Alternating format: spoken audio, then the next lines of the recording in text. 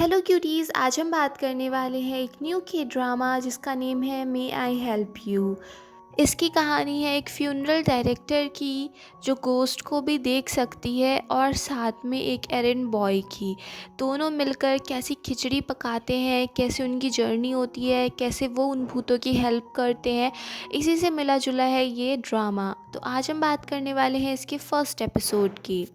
Episode की starting होती है, एक फ्यूनरल दिखाया जाता है जहाँ पे बेग डोंग जू एक फ्यूनरल डायरेक्टर थी और तभी वहाँ पे जिस लेडी की डेथ हुई थी, डोंग जू उसकी हेल्प करती है, उसकी जो आखिरी इच्छा थी उसको पूरा करती है। वो लेडी ये शो करना चाह रही थी, सबको ये दिखाना चाहती थी कि उसके हस्बैंड और एक दूसरी लेडी के बीच में कुछ अफेयर चल रहा है।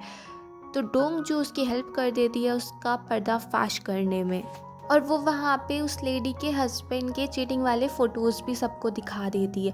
फिर दिखाते हैं डोंगजू का बॉस उससे कह रहा होता है कि मैंने आज से पहले कभी नहीं देखा था कि जिस लेडी की डेथ हुई है ऐसे उसके हस्बैंड को कोई आके ऐसे थप्पड़ मार दे। मुझे तो यकीन नहीं होता तुमने ऐसा कर लिया, और तुम्हारे पास वो फ़ोटो कहाँ से आए। डोंगजू कहती है कि ये लोग इतने ज़्यादा फेमस हैं, इतने अमीर हैं, और ये सब कुछ इनका दामाद ही तो अब मैनेज करने वाला है, इसलिए मुझसे रहा नहीं गया और मैंने सबको सच्चाई बता दी। ये फ़ोटो तो मुझे ऐसे ही मिल ही गए थे। फिर उसका बॉस खुश हो जाता है कि जो भी तुमने किया वो बहुत अच्छा किया, क्योंकि हम कौन हैं, हम फ्यूनरल डायरेक्टर हैं। हमारा काम यही है ना कि हम जिसकी मृत्यु हुई है उसको अच्छे से दूसरी दुनिया में भेज सके। तो अब उस लेडी की आत्मा को भी शांति मिलेगी कि तुमने इतना अच्छा काम किया है। फिर दिखाते हैं उस लेडी की आत्मा को शांति मिल जाती है और वहाँ पे नंबर 16 थे और वो अब चेंज होके 15 हो जाते हैं। फिर दिखाते हैं डोंग जू फादर से मिलती है और उसको बताती है कि अब सिर्फ 15 भूतों को और भेजना है। और वो साथ में गुस्सा भी कर रही होती है कि अगर भगवान को मुझे कोई टैलेंट देना था, कोई अच्छा खासा टैलेंट ही दे देते, ये क्या टैलेंट दे दिया कि मैं भूतों को देख सकती हूँ, उनसे बात कर सकती हूँ। फादर उससे कहते हैं कि थोड़ी शांति बना के रखो, एक लंबी सांस लो, और अब सिर्फ हमें 15 बार और मिलना होगा। डोंग जो उनसे कहती है कि आपको पता है ना मेरा ड्रीम क्या है, मुझे एक सिविल सर्वेंट बनना है। इस सब के बाद भगवान जी मुझे एक सिविल सर्वेंट बना देंगे ना। फादर कहते हैं कि ये तो भगवान के वश में भी नहीं होता है ना, उसके लिए तो तुम्हें ही मेहनत करनी पड़ेगी। दूसरी साइड दिखाते हैं किम टे ही, जो इस ड्रामा का हीरो है, वो एक बच्चे को एक्सीडेंट से बचाता है और फिर अपनी शॉप का प्रमोशन करता है। उनकी सर्विस इस टाइप की है कि वो लोगों के लिए कुछ भी काम कर सकते हैं, और इसी प्रमोशन के लिए वो नूडल्स और ट्रैश बैग्स फ्री में दे रहे होते हैं। वो उन सब औरतों को समझाते हैं कि आपको हमारी ये ऐप डाउनलोड करनी होगी, और अगर आपका कुछ भी छोटा मोटा बड़ा कैसा भी काम हो, उसके लिए आप सिर्फ हमें बुलाइए। जैसे कि अगर आपको अपना कचरा घर से बाहर फेंकना है तो उसके लिए आप हमें कॉल कर सकते हैं। डॉग्स को बेबी सिट करना है उसके लिए भी आप हमें बुला सकते हैं। कोई भी छोटे से छोटा काम हो उसके लिए भी हम आ सकते हैं।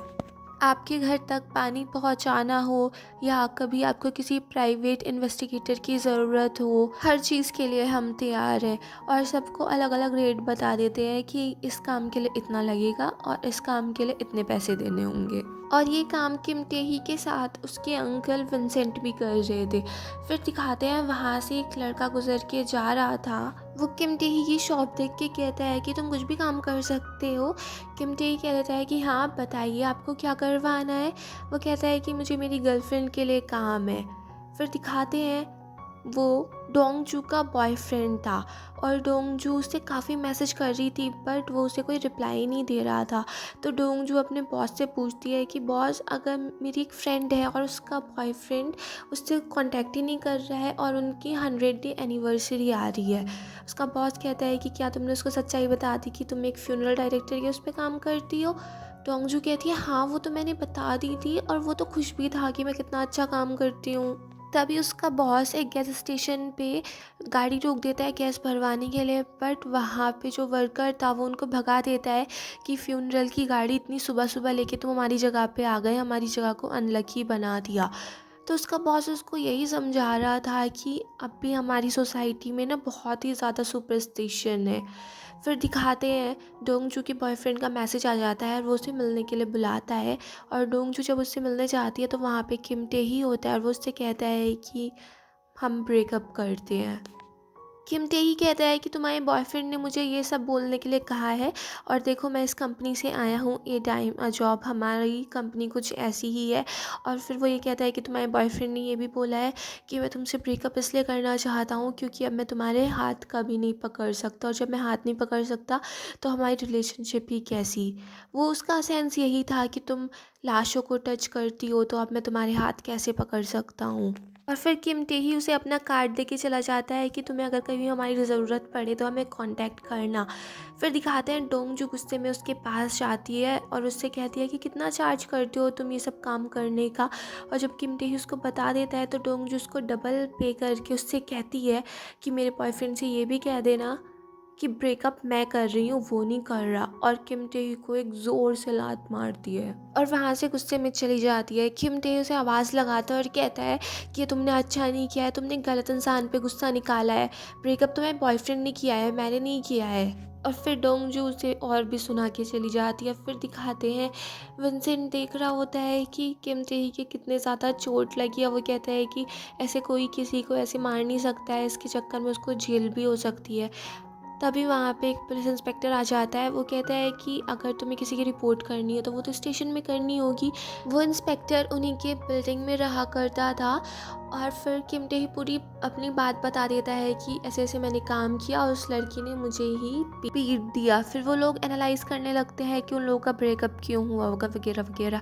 दूसरी साइड दिखाते हैं डोंग जो अपने हाथ देख रही थी और तब उसको याद आता है, फ्लैशबैक दिखाते हैं वो एक टेबल टेनिस प्लेयर थी।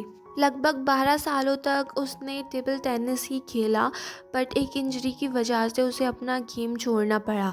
तो अब वो एक फ्यूनरल डायरेक्टर की पोजीशन के लिए अप्लाई कर रही थी और वहाँ पे उसका इंटरव्यू चल रहा था। वहाँ पे वो ये सारी बातें बता रही थी। उसने फ्यूनरल डायरेक्टर की जॉब इसलिए चूज़ की थी क्योंकि इसमें कोई रिटायरमेंट एज नहीं होती और उसको कोई ऐसी जगह चाहिए थी कि जहाँ पे वो लगभग 30 सालों तक तो काम कर ही सके। और आजकल लोग काफ़ी ज़्यादा मर रहे हैं, तो ये जॉब ख़त्म भी नहीं होने वाली है। तो जैसे तैसे करके वो फ्यूनरल डायरेक्टर की जॉब के लिए सेलेक्ट हो जाती है।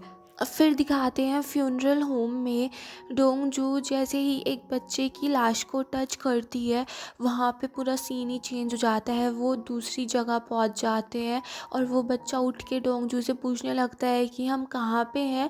और डोंगजू की हालत उसको देख के इतनी ख़राब हो जाती है, वो वहाँ से भागती है और अपने घर पे आके बस ही उसके कानों में उसी बच्चे की आवाज़ गूंजती रहती है। वो बहुत ही ज़्यादा डर जाती है।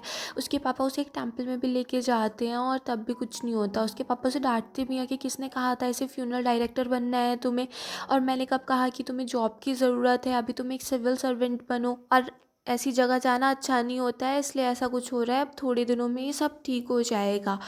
पर डोंगजू जो भी काम कर रही थी उसमें उसे उस बच्चे की आवाज़ ही आ रही थी और उसका कुछ भी काम ठीक से नहीं हो पा रहा था और सारे काम बेकार ही हो रहे थे। बैड लक उसका अच्छे से चल रहा था।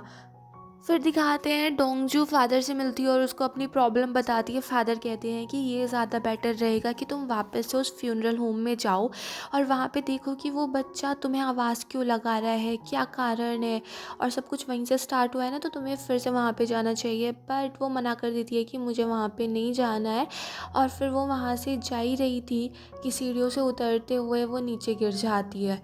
और फिर फादर उसको हॉस्पिटल लेके जाते हैं, उसकी मरहम पट्टी कराते हैं और वो उससे कहते हैं कि तुम्हें वापस वहीं पे जाना होगा जहाँ से ये सब कुछ शुरू हुआ है। डोंगजू कहती है कि मुझे सबसे ज़्यादा डर मरने से ही लगता है, मैं नहीं चाहती कि मैं मर जाऊं और मेरे पापा यहाँ पर अकेले रह जाएं, इसलिए मुझे उस फ्यूनरल होम में वापस जाना ही पड़ेगा। और फादर भी चीज़ें सुन के खुश हो जाते हैं। फिर दिखाते हैं फ्यूनरल होम में डोंग जो फिर से एक गोश्त से मिलती है और तब उसको पता चलता है कि वहाँ पे पहले नंबर 21 थे और फिर वो चेंज होके 20 हो जाते हैं। तो वो भगवान जी से प्रॉमिस कर लेती है कि प्लीज़ आप जो कोई भी हो मुझे ये प्रॉमिस कर दो कि बस इतने लोगों को मैं और वापस भेज दूँ और उसके बाद मेरा ये काम ख़त्म हो जाए और फिर मैं एक सिविल सर्वेंट बन जाऊँ। बस मैं इतने ही लोगों को और भेजूँगी। फिर दिखाते हैं टैक्सी ड्राइवर से उसकी सवारी पूछ रही होती है कि यहाँ पे कोई अच्छा चाइनीज़ रेस्टोरेंट है क्या। तो वो टैक्सी ड्राइवर कहता है कि मुझे खुद भी नहीं पता है क्योंकि मैं ज़्यादातर चाइनीज़ फूड खाता नहीं हूँ। फिर वो अपनी उस सवारी को एक जगह पे उतार के वहाँ से चला जाता है और जाते ही उसकी गाड़ी का एक्सीडेंट हो जाता है। फिर दिखाते हैं फ्यूनरल होम में वो आदमी उठता है और डोंगजू उसको बताती है कि अगर तुम्हारी कोई आखिरी इच्छा हो तो वो तुम मुझसे बता सकते हो। तो वो आदमी बहुत सोच में पड़ जाता है और वो कहता है कि बस मैं एक बार अपने बेटे से मिलना चाहता हूँ, लास्ट टाइम मिलना चाहता हूँ।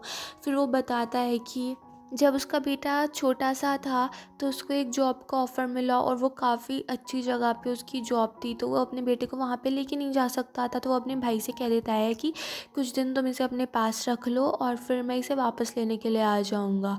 बट उसका बेटा वहाँ पे रहना नहीं चाहता था, वो अपने पापा के साथ ही जाना चाहता था, बट उसके पापा उसे लेके नहीं जाते हैं और इस चक्कर में उसके बेटे के हाथ में चोट भी लग जाती है, बट उसका पापा रुकता नहीं है और वो बच्चा बेचारा रोता रह जाता है। फिर दिखाते हैं उस बच्चे को उसका अंकल कहीं पे छोड़ देता है और वो बच्चा फिर वहाँ से गायब हो गया था। जब वो वापस आया तो उसे पता चला कि उसका बेटा तो कहीं गायब हो चुका है। उसने अपने बेटे को ढूँढने की बहुत ही ज़्यादा कोशिश की, बट उसका बेटा उसे आज तक नहीं मिला। तो उसने डोंगजू को ये काम दे दिया था कि प्लीज़ कैसे भी करके तुम मेरे बेटे को ढूँढ दो, मैं अपने बेटे को आखिरी बार देखना चाहता हूँ प्लीज़। डोंगजू सोचती है कि ये इतने सालों से तो अपने बेटे को ढूंढ नहीं पाया, मैं इसके बेटे को अचानक से कैसे ढूंढ लूँगी। जैसे ही डोंगजू बाहर जाती है वो देखती है कि उस टैक्सी ड्राइवर का भाई कुछ ज़्यादा दुख नहीं मना रहा है। वो और उसकी वाइफ इस बात को लेके खुश थे कि उन्हें इंश्योरेंस का पैसा मिलेगा।